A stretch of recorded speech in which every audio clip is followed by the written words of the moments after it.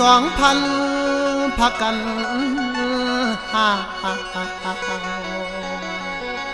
ผู้สาวลาวพักกันแต่งนอคำนอ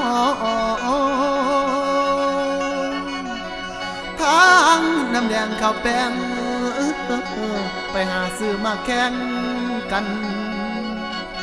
เสื้อกะนุ่งสันหนังทองย้อนโซสะบือ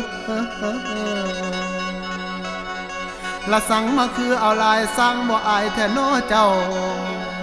นั่งทองข่าวกะพ่อเบาเลี้ยวเบิ่งลายปันเสือคงส่งฮับโตอิง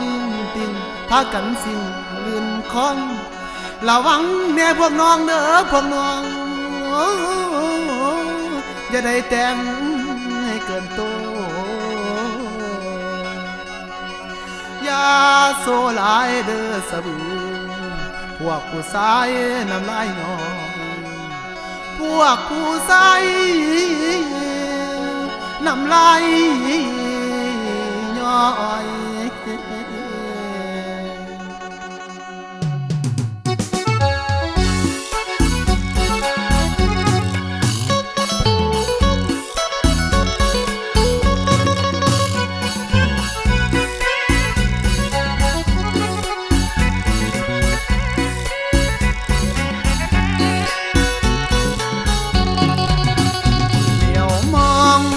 จนตาค้างเห็นน้องนางวางท่าวางทีเสื้อน้องใส่มาเกินได้เกินดีเสื้อน้องใส่มาเกินได้เกินดีนี่ลือสติโยกปี2000แต่สันก็หามาแต่งเอาแป้งน้ำแดงแต่งเติมสีสันบอกเคยห่วงน้ำเวียกน้ำงานบอกเคยห่วง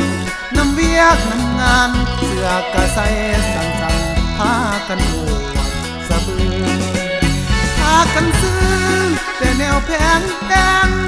ย้อมผมสีแดงแต่งให้เขาลืมประเพณีเลยบ่นับถือประเพณีเลยบ่นับถือจักเด็ดตีนเล็บมือสีสันสวนมองเดี๋ยวเห็นน้องย้ำในใจสั่นเดี๋ยวเห็นน้องย้ำในใจสั่นบ่หานกับไก่ยันพุ่งใส่บ่ยังจังแม่นโกพักกันแต่งพะโลโซสิลืมได้ฟังพ่อแม่เคยสอนไว้ใส่เสื้อกะเกินว่าสั่นหนังทองเป็นมันถึงแตกถึงลายจังแม้นว่าสานบ่อายสังเป็นตานายแต่สาวยุค2000เจ้าแต่งจนนำบ่ทันซ้ำเดินแพร่สันพักกันปวดสะบือแพงเท่าไรก็พากันซื้อเล็บตีนเล็บมือสีดำสีแดงสอกหาแต่แนวแพงๆสวนถั่วสวนแตงบ่เคยหัวซาไปให้เจ้าว่าเจ็บขา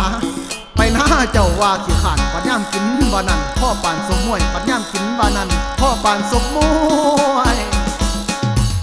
สวยไหลเด้งามตายเอานี่สวยไหลเด้งามตายเอานี่ผู้ดีจังน้องนั่งทองย้อนยันเบาดังคันไปให้ไปหน้าขาแต่นำทรงผมแต่งตาเขียนคิ้ว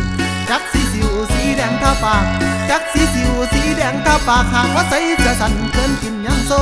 โคตรบักโกปานมาดาราโคตรบักโกปานมาดาราปางเห็นสะบือจังเพื่อนน้องจังแม่นคือ